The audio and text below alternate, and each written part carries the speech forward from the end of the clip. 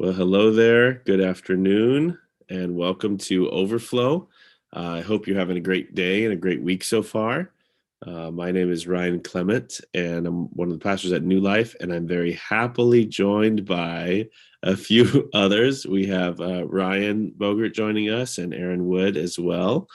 And we are all on staff here at New Life and super glad to get a chance to be on Overflow today. And so, as always, our focus and purpose of Overflow is to walk through the sermon from the day before and to talk about how we can practically implement it into our daily lives. And so I'll give us a little summary recap of our sermon from yesterday, and then we'll go ahead and start talking about it. And if you are joining us live, we always love your comments. So go ahead and type in the chat. You can just say good afternoon or hello. You can type a comment or a question or a thought or anything in regards to what we're talking about or the sermon from yesterday. And we love to respond to you. So thank you again for joining us. We continued our series titled Meaningless, going through the Old Testament book of Ecclesiastes yesterday.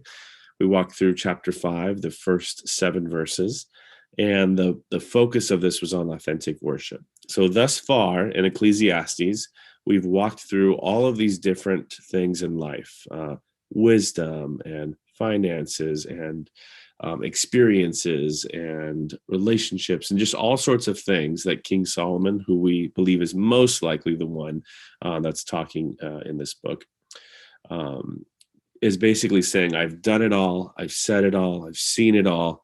I'm at the end of my life and I've accomplished so much, yet I'm realizing it's all for nothing. It's pointless. It's empty. It's meaningless. It's but a vapor or smoke. It comes and it goes. It passes. So because of that, what is the point of life? And one of our first conclusions is living with God and for God every day. Following his commands and worshiping him with our very existence in our daily lives. And so we know that this is one of the conclusions that we get coming into chapter 5, but there are tons of people who are going through the ritual practices of religious activity, but don't have an authentic engagement with God and expression with God. And so these 7 verses really break down what it looks like to have authentic worship with God, authentic connection, and not just the artificial or contrived or habitual practices of inherited religion. And so ultimately, going through a scripture, we see that God desires to know us, to love us, to dwell with us. He doesn't just want empty promises or sacrifices or commitments or works. He wants that close relationship. And I was talking with my wife, Hartley, last night. She was reading some of the Old Testament prophets and just saying that the same thing is true. You just see God over and over throughout the Old Testament saying, I don't just want this performance. I don't just want this artificial sacrifice, these dead actions. I want you, and I want to know you and to love you and to dwell with you and for you to be my people and for me to be your God. And so that's what we kind of came to. And so my hope was that this sermon would be a little bit of a convicting sermon for people to really reflect on their lives. Where am I just going through the motions of church and faith? And where do I need to really make some changes and reorient and prioritize intentional engagement with God? We talked about the worship service. We talked about the importance of preparation, of coming to church prepared, ready to worship, not just stumbling in and having a hard time engaging, but being prayed up, listening to worship music on the way, listening to scripture or reading scripture during the week, being prepared and engaged. And so this is like a regular part. Sometimes the worship service for us is like going on a date with someone that we haven't seen in a while. And there's a big difference between, hey, I haven't seen you or talked to you in a really long time, and now we've got this intentional time together. And hey, we see each other in our daily lives and we're always connecting and talking. And this is just a continuation of that. And so we talked about the importance of authentic engagement and expression with our language and with our action. We talked about being fully engaged and immersed in worship when it comes to the worship service at church on Sunday, but also that really our whole lives should be a worship. All of our relationships and actions and activities should be God-centered, God-focused, and God-honoring. And so that's an important part of authentic worship. I talked about the tendency for many Christians to put on their best smile and their best clothes for Sunday mornings, but then during the week to completely be rude or cruel or just not living in a God honoring way. And so the importance of really living out worshipfully in our everyday lives. And so, yeah, so that's kind of the big focus, and the challenge and encouragement in the end was really to renewal. How can we renew our faith and our beliefs and how we engage in worship to be more authentic from the heart, from the mind, from the body, from the soul, from our whole lives, to really worship God. So with that, I hope you were encouraged and blessed and convicted and are drawing near to the Lord as a result of it. And we'll get a chance to kind of just chat for a few minutes here on what does it look like now to then practically apply these concepts to our daily lives. So, crew, any thoughts that you have so far for reflection or insight? I can go. Yeah, I just think that it really speaks to a universal thing because I think this was an issue. What Solomon is speaking of in his time and ancient Israel and the Old Testament, and it's also an issue today. It's also an issue that people struggle with right now. And I think that I think what is really being spoken against is coming to worship God, coming to church for the wrong reasons. For example, I think for some people, church just might be more of a cultural thing that they do or a family thing they do. They go to church because everyone goes to church. They go to church because their, parents go to church. They go to church because their spouse goes to church and they want them to come with them. And, and I think it's really challenging us to think about why are we doing this? Why do we go to church? Why are we participating in this religion?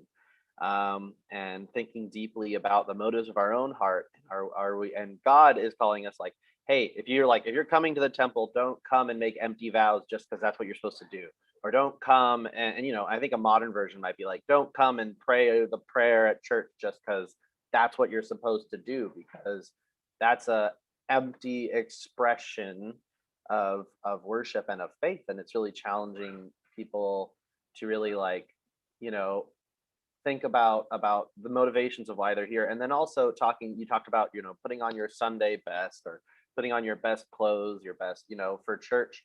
And that when you do that and then you don't live it out, and you talked about if you do that and you don't live it out on your daily life, then it's really do we have a Sunday faith? Do we have a faith that is evident on Sunday mornings, or do we have a Sunday, Monday, Tuesday, Wednesday, Thursday, Friday, Saturday 24/7 type of faith, where we're not going to be perfect? None of us are going to be perfect. We as people on staff here at church are not perfect at all. But is our faith something that we are trying to integrate into our daily lives? And is this an act of worship that we're living in how we live on a regular basis? Or we're not just putting on a show or saying the right words, saying the right vows, as it said in Ecclesiastes, where then you end up going home and breaking the vow, as Solomon talked about, the modern, and I think there are modern examples of what that could look like. So yeah, so it's really challenging. It's not an easy passage, and I think it reminds me of Jesus in many ways, because Jesus often said things that made people upset, and he called people out and challenged them to where they're actually at in their faith. So anyways, yeah, but yeah, I thought it's a good reminder, it's a good challenge. And even for me as a pastor, makes me really try to focus on thinking about where I'm at in my faith, and checking my heart, because it can be hard sometimes. It's not easy for anyone. None of this is easy, and I don't want people to leave just feeling terrible about themselves, but just challenging us to remind us to be re-engaging in our faith and to be living out our 24/7 type of faith. Yeah. I think for me, this week was both a breath of fresh air and very convicting. So for me, I think it was a breath of fresh air because past few weeks in Ecclesiastes, okay, this week it's okay, all these pleasurable things, they're meaningless. And it's okay, work, yeah, it has meaning, but it's also kind of meaningless, and we're going through and it's okay, all these things are meaningless, right? And it feels not overwhelming, but it kind of feels heavy, right? It's just all right, this is meaningless, and this is meaningless, and this is meaningless, this is helpful. And then this week it's okay, so where is the meaning, right? And the meaning is in God. God is meaning, and God is love, and God is good, and we should worship authentically. And so in that way, it was just such a breath of fresh air this week to kind of be like, okay, all right. But also it was very convicting to me, and something that I've been thinking about since your sermon yesterday, Ryan, is the ways that I subconsciously or consciously approach worship in a consumeristic way, in a way that I'm approaching it as like what I need or what I get out of it. Like for me, there's one song, and I won't tell you which one it is, but there's one song that I've just never liked. I've never liked it since before I was at New Life. It's been years. I've just never cared for this song, right? And so how often in worship, if we do this song in worship, that I check out, right? It's like, well, this isn't my song. Well, the song is not for me, right? And so for me to check out of worship when it's not my favorite thing, or it's, a song that maybe I don't care for, or maybe, it's a style of music I don't care for, whatever it is, but in these subconscious ways, if we try something different, it's like, I didn't really like that. Well, it's not about me, right? It's a worship. It's an opportunity for me to respond to God's goodness in my life and in the lives of others and in our world. And it's not primarily for me, even though God uses our worship to change us and to grow us, right? And to transform us and to renew us and to give us, new energy and to fill us, all these things. God uses our worship for that, but that's not the primary reason. But how subconsciously I can sometimes approach it that way. So anyway, it was just kind of for you to, through your sermon, reorient like what authentic worship is in our hearts, not necessarily even outwardly. I love that story you told about youth group, where it's just like, and I'm a very expressive worshiper. I'm not shy about that, but like my husband, he worships in a different way. And it doesn't mean that he's not authentically engaged just because, he might be very focused on what we're singing or doing, or he might be praying, and so it looks different, but in our heart, it's worship. And so I don't know, it was very convicting for me to sit back and reconsider maybe the ways that I have, it kind of creeps in, the ways that it might creep in, that I'm approaching worship maybe in a more, and looking more at myself than at God. And so that was very convicting for me. So, yeah. Yeah, thanks for sharing those thoughts. And I think it's so good to reflect and to reorient around where are we trying to be consumeristic and get our needs met. I think it's totally normal and human to have like musical preferences, and it's interesting because I think we'd all have some songs that we're like, oh, I love this song. You could play this every service, and like I'll be right there, And we've all probably got some songs that we're like, this isn't even a worship song. Like it's just, there's so many problems with it. And it's funny because those would probably be different for all of us, and it just shows the diversity of the body of Christ and the diversity of preferences. But I love that we can grow and be challenged by the songs that we don't connect with, and say, okay, God, this isn't, my main thing here, but, what does this say about you, or what are you doing? Or I know I've had times where it's like a song that I am not into, and I'm just praying, okay, God, this is not my song, but this is an opportunity to pray. And I just praise you with my own words and my own lyrics. And I'll just kind of, sing my own song. And so I just felt like that was really relatable for sure. Something we can all do. And it's very interesting to me how consumeristic we are when we approach the worship service and when we approach worship in general. I think we tend to go to worship when we feel like it's what we need, or we need like a lift or a boost or something like that. And I think we more rarely go to worship when it's like, you know what, God deserves praise. I'm just going to give him praise right now, And so I think that's something that's challenging me too.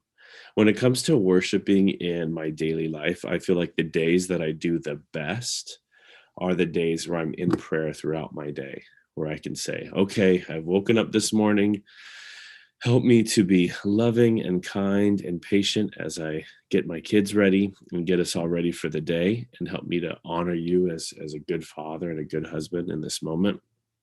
And I get to work and I say, okay, God, this work is for you today. Help me to do a good job, an excellent job.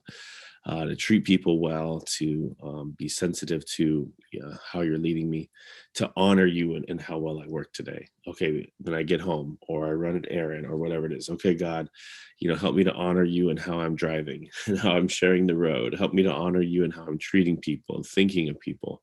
Help me to honor you and how I'm praying for others throughout my day. And so it's like, I need to be in regular prayer throughout the day in order for me to be conscious of how my actions are a worship to God.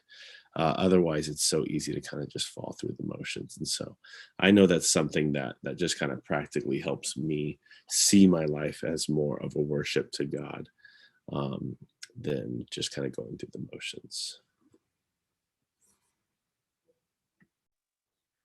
Yeah, I think I had thoughts while as you guys were talking, and now my brain has scattered some of them. But one of the ones that I am remembering right now uh, is this all kind of makes me think about the story of um, the widow's offering. I looked it up. It's in Mark 12. It's another place of the Gospels too, but it's where Jesus and his disciples are sitting at the temple, and it says they talks about how they see a bunch of rich guys go and throw a bunch of money in, and they kind of make it a big show. They kind of make it like, oh, look at me, I'm giving so much money to God, right? And then the widow in the story comes in, and she has two mites, two small copper coins, which is worth very, very little, even probably less than $1 in today's money, and she puts them into the temple, into the offering. And Jesus says to his disciples that truly, that I tell you, this poor widow has put more into the treasury than all others. And he says, like, she gave everything she had. She gave genuinely from everything she had, just for God, out of motivation to glorify God, to worship God through her offering. Whereas the wealthy people, they were putting on a show with their money. They were putting on a show of like, hey guys, like, I'm about to get my big money offering. Boom. Oh, what a good follower of God I am. What a good Jew I am. And really doing it for the wrong reasons. And that kind of talks about, like, when we come to the worship service, when we come to church, are we doing it for the right reasons? And I just remembered the other point I was going to make. About, you guys both talked about consumerism and consumeristic approach to worship. And I think, like, when we start in faith, a more, I don't want to say shallow, because I think there's a point where we're all at this place in faith, but a more like a more entry level approach to the church, thinking, okay, what am I getting out of this? How is the church serving me?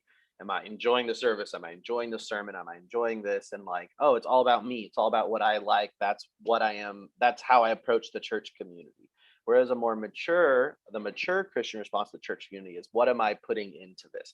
How am I benefiting the church? How am I serving God in the church community? And how am I using my gifts, using what God has given me to give back? And really having a giving first approach to church. And we have that approach, then there's going to be certain songs that play, but it doesn't bother us that much, because it's not about what I'm getting out of it. It's about what I'm putting into it. And then also still trying to make the best of those. I also have at times in my life, songs that I wasn't crazy about. I think that's natural. I think that's all of us at times. But at the end of the day, it's like focusing on how am I glorifying God by being here? What am I putting into this? How am I serving? How am I active in the church? How am I benefiting others by being here? Because the Bible talks about, loving others as you love yourself, and putting others before yourself, and being a servant first. And that is the mature response to faith. And if we come to the church community like that, then things like not liking a certain song won't matter very much, because we're trying to serve others first in how we live our lives in the church.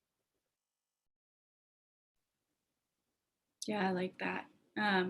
Going back what you were saying, Clement, about living out in your daily life, it reminded me a few years ago, my husband and I were driving. I don't remember where we were going, but we were driving through, and we were noting like how many churches are in this area. And if you've ever like stopped and like as you're driving, like pay attention, like there are so many churches. And I remember we had this discussion about just like, wow, there's so many churches. Like, where are all the Christians? And like sometimes we have a lot of people who go to church on Sunday, but then maybe during the week, it's like, like you were saying, like we might be impatient, or like we just don't maybe approach daily life in kind of that worshipful way. And of course, we're all broken and make mistakes. But like last night, my family went out to dinner, and we went out to this little restaurant on the bay, and it was really nice, but it was kind of hot, and we went a little early because we had the kids. And the service it was not good. The food was amazing, but the service, like we sat for like 25 minutes before someone even came to take our drink order. Like they messed things up. Like the waitress was all over the place. It was kind of a mess. And at first I was really frustrated, right? But my husband is a much more patient and gracious person than myself. And, you know, he noticed that like, oh, they actually had a medical emergency in the front. Like someone had a medical emergency and most of the staff was taking care of that. And then he's like, he also noticed that like something else had happened over here and something else. And so at the end of the night, the waitress came to give us our check. And, you know, I remember Leon just being able to say to her, like, hey, we noticed it's been a really rough night for you. And we just wanted to know that like our food was wonderful and like our family had a really good time sitting here in your restaurant on the bay. And like, it was a really nice time for us to be out to dinner. And like, we were actually able to bless her in that moment that like her day had been really hard. And I just remember sitting back and thinking of just the way that Leon approached the dinner was such a worshipful thing because he was really paying attention to people. And like, he really saw that like beyond what I saw, which was frustration of like service and like, it's hot and we're sitting here and we haven't gotten drinks and, you know, we're paying for dinner and all these things. You know, but it's just, that was convicting to me too. Like that was his act of worship in that moment, was paying attention and being able to minister to someone who's having a hard day, even when it affected his day in a negative way. And so I really like what you're saying about just like the way that we approach. Are we approaching our day prayerfully? Are we approaching our work prayerfully? Like with the end of glorifying God in whatever we're doing in that particular moment or day. And yeah, I really like that, and how we're reading scripture or listening to Overflow or listening to sermons or all those things, and how we're orienting our day toward the worship of God in the big and the little things that we do. Yeah, thanks for sharing that. I really like that as an example. And that is so tough to do in so many situations, to almost step away from our awareness of our needs and what we expect and what we hope will happen, to bless someone else and to care for them. And so yeah, I appreciate you sharing that. And I was thinking about yesterday after the sermon, I had someone come up to me and they just asked me, and they said, you know, you talked about routine and habit and those things being bad. And I pray every day at the same time. Is that bad? And, you know, my response was basically, I think, you know, routines and rhythms are actually very good and very helpful. And they build off of the momentum of having that habit. A lot of things that I do well in my life, I have built into a habit or a routine in order to keep doing them well for the long term. So I think those can be really good. But the danger is if we just keep doing what we've always been doing, and we're going to find ourselves disconnected and just going through the motions if we're not doing it on purpose. So if you have a daily prayer time at noon every day, where every day at noon you're on a lunch break or whatever, and you always pray, I think that's really good. But I think over time, if we're not intentional to make sure that that prayer is authentic and engaged with God and actually praying to the living God and aware of his existence and presence, it can just become a dead habit or a dead routine where we're just going through the motions. And maybe we just say the same prayer every day, you know, week after week, month after month, year after year. And eventually we find ourselves doing these things that we don't even know why we're doing them and going through those things. So to clarify, for anyone wondering, I think habits and routines and rhythms are very important, can be very powerful, helpful. And I think that God designed the world to function that way, where there are these consistent rhythms and routines and seasons and cycles. But if we just rely on the power of habit, so to speak, and we're not intentionally engaging with God, then it can very easily become a dead habit over time. So just want to throw that in there. Yeah, no, I love that question, because that, I get why that person could think that, but yeah, I think that type of habit's really awesome. I think some of what Solomon is warning against is like the habits going through the motions because you're expected to, because people expect you to, and you're doing it so other people can see you. And that, when you're just praying on your own to God, that's more of a private. There's still some dangers there, but I think Solomon's talking more about the, like, oh, if you go to the habit of you sit in the front of church and you raise your arms every Sunday, like, not that that's bad, but if you're doing that for the wrong reasons, then it could be bad, you know. So yeah. So, anyways, I think that's a great question, great clarification, because I think that's great that whoever that is, I don't know who that is, but has worked that regular spiritual routine and praying to God in their life. That's awesome. So, Yeah, for me, I love that question because I grew up like literally from like birth to like age 18. I grew up in a church where Sunday worship was very, what's the word? I don't know. I don't want to say routine, but like it was like, okay, the order of worship was always the same, right? And so we'd always open this way, and then we'd do this prayer, and then we'd say this creed, and then we do this reading, and then we do this communal prayer, and then and it was like the kind of prayers where like we're all reading it off the thing together as a community. And it was very structured. The worship service was it was like if you've ever been to church where you stand up and you sit down and you stand up and you sit down, it was like kind of like that.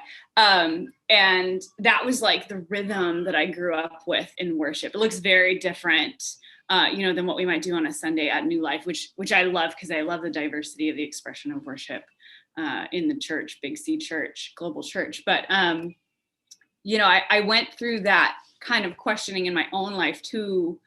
Around like my early 20s of just like, wow, do we just do the same thing every week?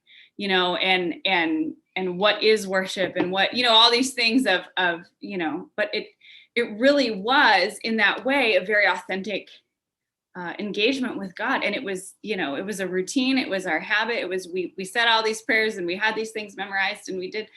And I think there's a lot of beauty in that rhythm, like you're saying, and the seasonal rhythms. And now as an adult, when things come up in my life, there'll be times when I find myself drawing on those memories of those rhythms. And so how those things bless me even now as an adult, that back then. But I love how you're talking about how really it's at our heart of it.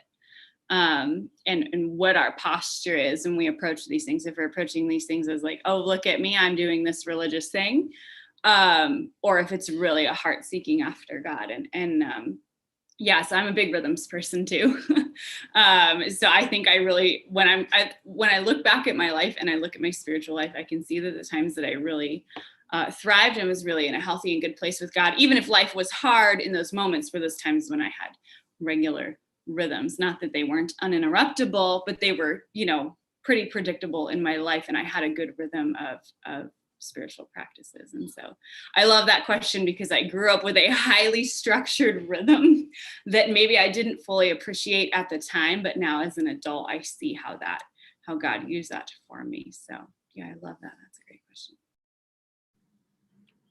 Yeah, that reminds me, I was just reading a chapter in a book that we're actually going through as a staff team. So I don't know if you guys have read the chapter yet for tomorrow's discussion, but it's incorporating the Enneagram into how we worship. And the author kind of breaks down 3 expressions of worship in the global church, the capital C church. And it's the liturgical, which is kind of what you described, Aaron, and just more formal, organized, and participatory, readings and prayers and things like that are done communally. And then there's kind of like the evangelical is what he says. And that's a little bit more like the intellectual, like we're really looking for the depth of theology in the lyrics of the worship songs. And then there's the more charismatic, which is more about the feeling and kind of like feeling the worship and feeling the presence of God and worshiping God with our feelings and with our emotions and expressing what we're going through, our hurts, our pains, our struggles, our joys, our blessings. And he kind of talked about how a lot of churches tend to focus on one of those. But what would it look like for a church to embrace all 3 of those well? To be thought out and prepared and organized and formal, like the liturgical, to be theologically focused and centered and intellectually stimulating like the evangelical, yet passionate and emotional and emotive and engaged, so that every person in the room who is participating in worship, who might have different styles or ways of expression, can all find places to engage. And so that's kind of been my food for thought for today. But just thinking through, what would worship look like in that environment where all three of those values are really a priority. So any other final thoughts or closing thoughts for our time together today? Okay, sounds good. Well, thank you so much for joining us on Overflow. We hope it was a blessing to just hear and participate in our conversation. And we hope it was encouraging for you, even just giving you some practical ideas of how to incorporate this stuff into your daily life. We will see you next Monday at noon, and God bless. Have a good week.